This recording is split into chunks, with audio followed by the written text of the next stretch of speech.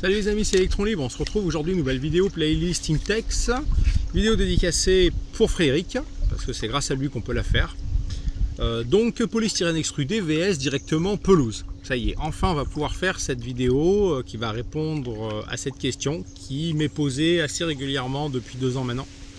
À savoir, est-ce que c'est obligé de mettre les plaques en polystyrène? Alors la réponse est oui, c'est obligé.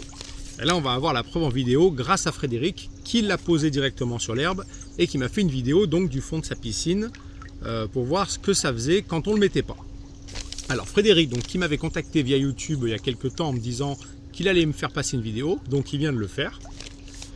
Alors, qui me dit je t'avais parlé d'envoyer des vidéos du fond de la piscine pour montrer la déformation du liner quand on pose directement sur l'herbe. Donc merci à toi d'avoir fait ça, d'avoir pris le temps de me l'envoyer. C'est super sympa à toi et pour les autres aussi, du coup. Pour ma part, j'ai choisi cette option car le terrain était de niveau et que l'achat de plaques extrudées revient plus cher que la piscine achetée 79 € chez la Foire Fouille. Je ne suis pas chez moi et je ne voulais pas trop investir dans une première piscine sans savoir ce que j'allais donner. On a préféré investir dans un kit de réparation à 2 € au cas où, sachant que le kit de réparation, ça marche super bien. Donc c'est un modèle de 3,05 m de diamètre. Donc concernant le liner, donc il s'est beaucoup déformé comme on peut le voir, mais pour l'instant ça tient. Même si dans la dernière vidéo, je m'attarde sur un endroit où il s'est presque percé. Alors je vous fais passer la photo de la piscine de Fred.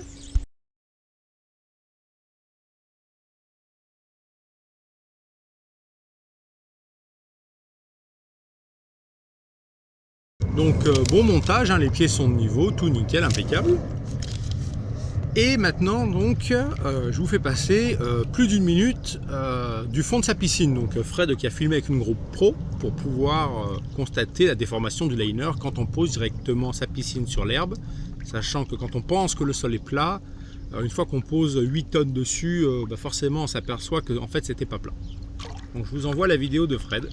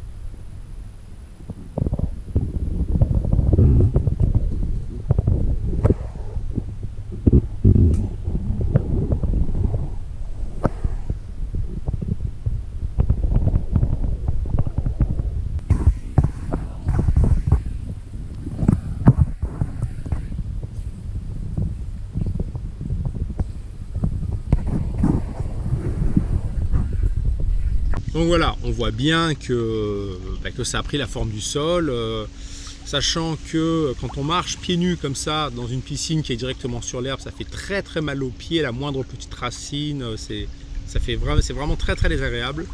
Si vous la posez directement sur le sable, sans polystyrène, c'est pareil, voire pire. Ça fait aussi des trous et des bosses à chaque fois que vous marchez, parce que il n'y a pas assez de surface d'appui.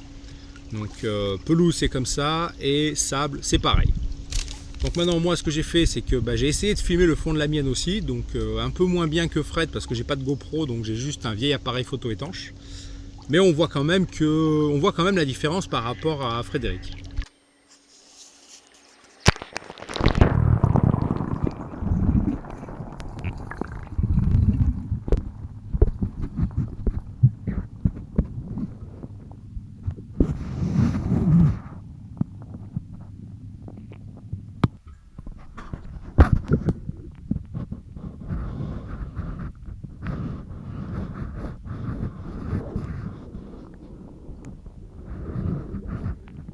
Voilà, j'espère que ça répondra à la fameuse question, est-ce que c'est obligé de mettre les plaques en polystyrène? Eh bien c'est oui, c'est obligé.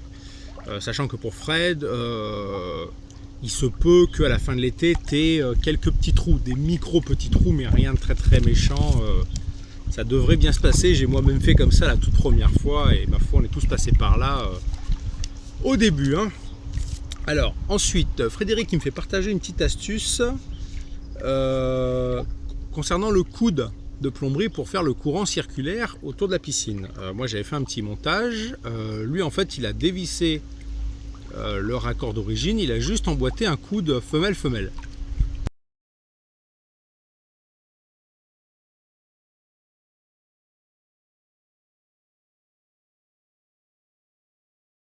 Donc il l'a tout simplement un petit peu serré avec une pince et apparemment ça tient. Donc sachant que sa pompe c'est 1,25 m3. Donc il n'y a pas un très gros débit. À voir pour une pompe plus puissante si le coude y tient. Mais pour ceux qui ont un petit modèle et qui ont la pompe d'origine, voilà, juste le fait d'emboîter le coude et de le serrer un peu avec une pince, apparemment ça tient. Donc je remercie énormément Fred pour m'avoir fait partager cette vidéo du fond de sa piscine, c'est super intéressant. Moi à l'époque, j'avais pas la chaîne Electron Libre encore, donc quand j'ai eu mes galères la toute première année, j'avais pas pensé à le faire. Hein. Donc vraiment un grand merci à toi Frédéric de m'avoir fait partager cette vidéo, c'est super intéressant. Et surtout pour tout le monde qui se posait la question, est-ce qu'on met ces plaques en polystyrène extrudé, oui ou non, parce qu'il est vrai que ça revient quand même cher. Ça faut le dire, une plaque c'est pas cher, mais quand on en prend 20 ou 30, ça commence à faire cher. Alors ensuite, on va enchaîner directement dans la même vidéo avec un mail que j'ai reçu de Setou Yann. Alors c'est Touyan qui me dit « Super, merci pour les conseils, je viens de poser la mienne sur bâche et petite dalle bleue à monter en pulse. » Donc je vous montre la photo de ce que Yann a utilisé.